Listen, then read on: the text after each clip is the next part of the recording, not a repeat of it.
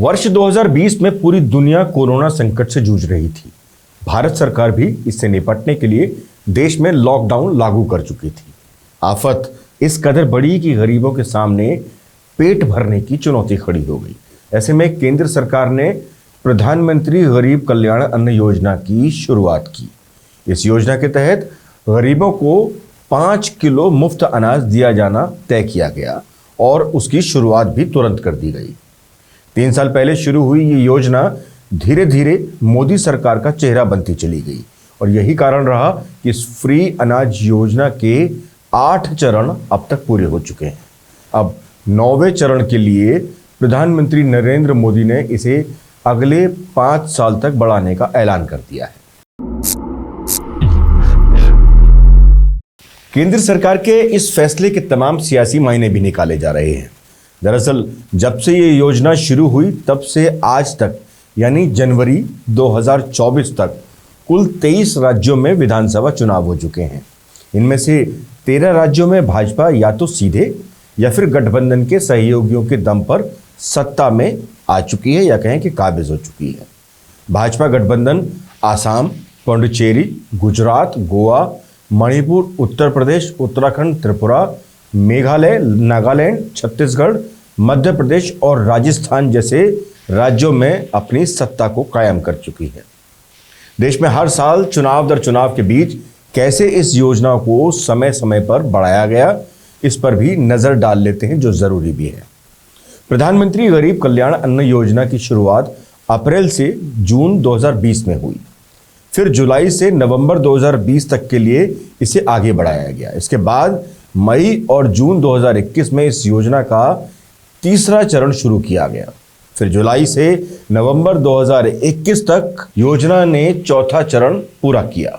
दिसंबर 2021 से मार्च 2022 तक 5वां चरण, अप्रैल 2022 से सितंबर 2022 तक 6ठा चरण और अक्टूबर 2022 से दिसंबर 2022 तक 7वां चरण और जनवरी 2023 से दिसंबर 2023 तक 8वां चरण पूरा किया।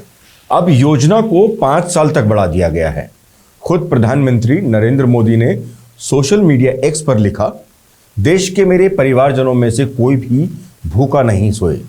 हमारी सरकार इसके लिए प्रतिबद्ध है। अपनी इसी भावना को ध्यान में रखते हुए हमने प्रधानमंत्री गरीब कल्याण अन्न योजना को अगले 5 वर्षों तक बढ़ा दिया है। यानी मेरे गरीब भाई बहनों के लिए वर्ष 2028 तक मुफ्त राशन की व्यवस्था निरंतर जारी रहेगी। इसका फायदा करीब 81 करोड़ देशवासियों को मिलेगा। मुझे विश्वास है कि हमारा यह प्रयास उनके जीवन को अधिक से अधिक आसान और बेहतर बनाएगा। माना जाता है कि 2019 में मोदी सरकार की वापसी में महत्वाकांक्षी उज्ज्वला योजना का विशेष योगदान रहा। अब धीरे धीरे फ्री राशन योजना अपना असर दिखाने लगी है। योजना के विस्तार को कहीं ना कहीं लोकसभा चुनाव की रणनीति के तौर पर भी देखा जा रहा है। वैसे 2021 से ही चुनाव दर चुनाव बीजेपी को मिल रही सफलता के पीछे इसका विशेष योगदान माना जा रहा है। पिछले 3 सालों में बीजेपी की जीत का ग्राफ तेजी के साथ बढ़ा है।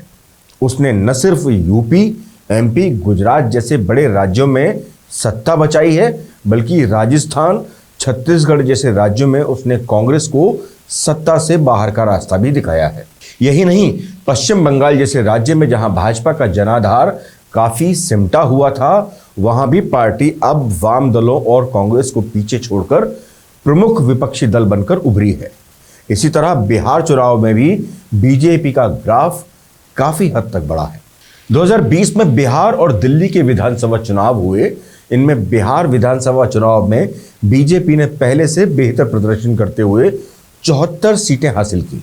इस चुनाव में नीतीश कुमार की जदयू 43 सीटें लेकर तीसरे पर खिसक गई। वहीं राष्ट्रीय जनता दल 75 सीटों के साथ सबसे बड़ा दल बना।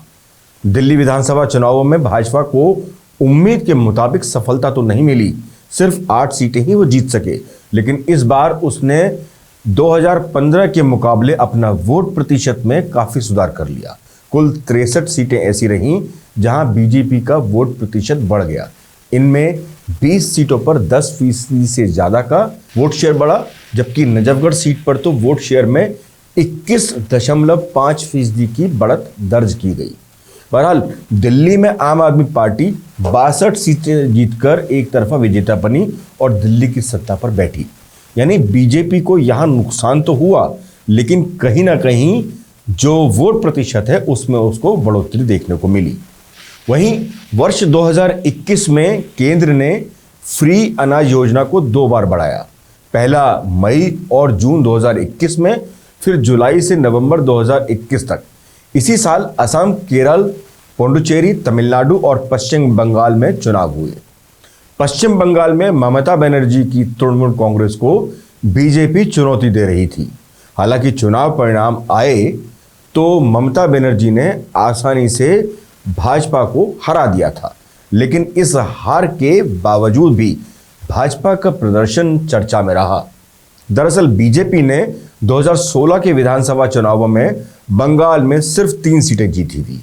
उस दौरान उसका वोट प्रतिशत करीब 10% था, लेकिन 2021 में ये वोट शेयर सीधे उछलकर 38.1% तक पहुंच गया और बीजेपी ने 77 सीटें अपने नाम की। ये प्रदर्शन इसलिए और भी महत्वपूर्ण माना गया क्योंकि अभी तक बंगाल में तृणमूल कांग्रेस के सामने लेफ्ट और कांग्रेस के दल ही चुनौती देने वाले माने जाते थे। लेकिन बीजेपी ने इन्हें किनारे लगा दिया और प्रमुख विपक्षी दल बनकर उभर कर आई। असम के विधानसभा चुनाव में बीजेपी की साख दांव पर लगी थी क्योंकि वह यहां पर सत्ता बनाए रखने की लड़ाई लड़ रही थी। आखिरकार बीजेपी सत्ता बचाने में कामयाब रही। चुनाव में बीजेपी ने 33.21% वोट शेयर के साथ 60 सीटें जीती। उसके सहयोगी दल असम गण परिषद ने 9, यूनाइटेड पीपल्स पार्टी ने 6 सीटें अपने नाम की। वहीं प्रमुख विपक्षी दल कांग्रेस 29.67% वोट शेयर के बावजूद 29 सीटों पर ही सिमट कर रह गई। इसी तरह तमिलनाडु के विधानसभा चुनाव में भाजपा के 20 में से 4 उम्मीदवार विजयी हुए। इस जीत ने पार्टी के 15 साल लंबे इंतजार को खत्म कर दिया। भाजपा की तरफ से राष्ट्रीय महिला शाखा की अध्यक्ष वनाथी श्रीनिवासन जयललिता के निधन के बाद भाजपा में शामिल हुई थी और चुनाव जीती। इसी तरह से भाजपा में शामिल हुए अन्ना द्रमुक के पूर्व मंत्री नैनेर नागेंद्रन, CS सरस्वती और भाजपा के वरिष्ठ पदाधिकारी MR गांधी ने भी जीत हासिल की। केरल विधानसभा चुनाव में भाजपा को एक भी सीट पर जीत नसीब नहीं हुई, लेकिन भाजपा की वोट शेयर में बढ़ोतरी देखने को जरूर मिली।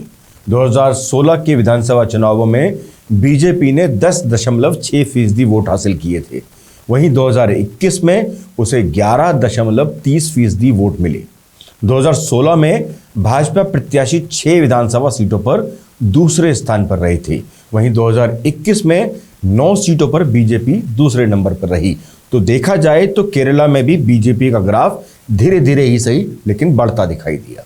इसी तरह पुडुचेरी विधानसभा चुनाव में भाजपा ने अपने सहयोगी ऑल इंडिया NR कांग्रेस के साथ आसानी से सरकार बना ली।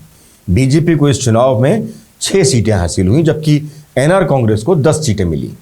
चुनाव में इंडियन नेशनल कांग्रेस को महज 2 सीटों से ही संतोष करना पड़ा। बता दें कि 33 सीटों वाली इस विधानसभा में 30 सीटों पर विधायक चुनाव के जरिए चुनकर आते हैं। बाकी की 3 सीटों पर विधायक केंद्र द्वारा नामित किए जाते हैं। 2016 में केंद्र सरकार ने इसके लिए बीजेपी के ही 3 सदस्यों को नामित किया था। इसके बाद आया वर्ष 2022। इससे पहले ही मोदी सरकार ने मुफ्त अनाज की स्कीम को दिसंबर 2021 से मार्च 2022 तक बढ़ा दिया था। इस साल 2 बार और ये स्कीम बढ़ी, पहले अप्रैल 2022 से सितंबर 2022 तक, फिर अक्टूबर 2022 से दिसंबर 2022 तक। इस साल कुल 7 राज्यों में चुनाव थे, जिनमें उत्तर प्रदेश, उत्तराखंड, गुजरात, हिमाचल प्रदेश, गोवा, मणिपुर और पंजाब विधानसभा के चुनाव शामिल हैं। यूपी चुनाव में तो भाजपा ने सारे रिकॉर्ड ही तोड़ डाले, जहां भाजपा गठबंधन ने 403 में से कुल 274 सीटें हासिल की। योगी आदित्यनाथ 37 साल बाद यूपी में लगातार दूसरी बार बहुमत की सरकार बनाने वाले मुख्यमंत्री बन पाए। सीधी लड़ाई में भाजपा को जहां 45% से ज्यादा वोट मिले तो वहीं समाजवादी पार्टी को 36% वोट हासिल हुए, लेकिन इसके बावजूद भी समाजवादी पार्टी काफी पीछे रह गई। इस चुनाव में मुफ्त अनाज स्कीम एक बड़ा मुद्दा बनी और बीजेपी ने पूर्वांचल से लेकर वेस्टर्न यूपी तक शानदार जीत हासिल की। चुनाव की शुरुआत उन जिलों से हुई जहां जहां किसान आंदोलन का सर्वाधिक असर था। उस चरण की 58 सीटों में भाजपा को 46 सीटें मिली। तिकोनिया कांड के कारण चर्चा में आए लखीमपुर में विपक्षी दलों का खाता तक नहीं खुल पाया। दूसरा व 7वां चरण ही ऐसा रहा जहां समाजवादी पार्टी भाजपा को टक्कर देती दिखाई दी, लेकिन पीएम मोदी के संसदीय क्षेत्र वाराणसी व सीएम के गृह जिले गोरखपुर में क्लीन स्वीप करने का साथ ही भाजपा ने नोएडा, हापुड़, बुलंदशहर, शाहजहांपुर, पीलीभीत, हरदोई, गोंडा, कन्नौज, कुशीनगर, मिर्जापुर सहित कई जिलों में सारी सीटें अपनी झोली में डाल ली। इसी तरह उत्तराखंड में भी भाजपा दोबारा सरकार बनाने में कामयाब रही। भले ही प्रदेश के मुख्यमंत्री पुष्कर सिंह धामी बुरी तरह से अपना चुनाव हार गए, लेकिन 70 सीटों वाली विधानसभा में भाजपा के 47 विधायक पहुंच गए। 2016 में 57 सीटें जीतने वाली भाजपा को 10 सीटों का नुकसान इस राज्य में जरूर हुआ। मणिपुर विधानसभा चुनावों में भी भाजपा ने 32 सीटें हासिल की और सरकार बना ली। उसने 2017 के विधानसभा चुनावों में 21 सीटें ही हासिल की थी। वहीं उस चुनाव में 28 सीटें जीतने वाली कांग्रेस सिर्फ 5 सीटों पर सिमट कर रह गई। 40 विधानसभा सीटों वाले प्रदेश गोवा में भाजपा ने बेहतर प्रदर्शन किया और 2017 के मुकाबले 7 से ज्यादा 20 सीटें जीती। कांग्रेस को चुनावों में 6 सीटों का नुकसान हुआ और वो 11 पर खड़ी रह गई, यानी कांग्रेस को इस चुनाव में काफी हद तक नुकसान झेलना पड़ा। हालांकि भाजपा को हिमाचल प्रदेश में उम्मीद के अनुसार लाभ नहीं मिला। यहां की जनता ने 1985 से कायम रिवाज को बनाए रखा। चुनाव में कांग्रेस 40 सीटें जीती जबकि बीजेपी 25 पर ही सिमट कर रह गई। 2017 में बीजेपी ने 44 सीटें जीतकर बहुमत की सरकार बनाई थी और कांग्रेस सिर्फ 21 सीटों पर ही सिमट कर रह गई थी। इसी तरह पंजाब में भाजपा के मत प्रतिशत में हल्का सा इजाफा देखने को मिला और वो 6.6% हो गया, लेकिन वो सिर्फ 2 सीटें ही वहां पर जीत सकी। गुजरात विधानसभा चुनाव में बीजेपी ने सारे रिकॉर्ड तोड़ दिए। बीजेपी ने यहां की 182 सीटों में से 156 सीटें अपने नाम की। यह गुजरात में किसी भी पार्टी का अब तक का सर्वश्रेष्ठ प्रदर्शन रहा। इससे पहले 1985 में माधव सिंह सोलंकी की अगुवाई में कांग्रेस ने 149 सीटें जीती थीं। कांग्रेस इस चुनाव में सिर्फ 17 सीटों पर ही सिमट कर रह गई। इन सभी जीतों में भाजपा को फ्री राशन स्कीम का कितना योगदान मिला है, इसका अंदाजा केंद्र सरकार के इस फैसले से ही लगाया जा सकता है कि अभी तक कुछ महीनों के लिए ही इस स्कीम को आगे बढ़ाया जाता था, लेकिन इस साल इसे पूरे 5 साल के लिए बढ़ा दिया गया है। यानी 2024 के चुनावों के मद्देनजर इसको पूरी तरह से बढ़ाने का फैसला लिया गया ताकि 2024 के लोकसभा चुनाव में भी भाजपा को पूरी तरह से इसका फायदा मिल सके। कर्नाटक विधानसभा चुनाव में लेकिन इस स्कीम का कोई फायदा भाजपा को मिला नहीं, भारी नुकसान हुआ और वो सत्ता से बाहर हो गई। 2018 में जहां भाजपा 104 सीटें जीतकर सरकार बनाने में सफल रही थी, वहीं इस बार वो सिर्फ 66 सीटें ही जीत सकी।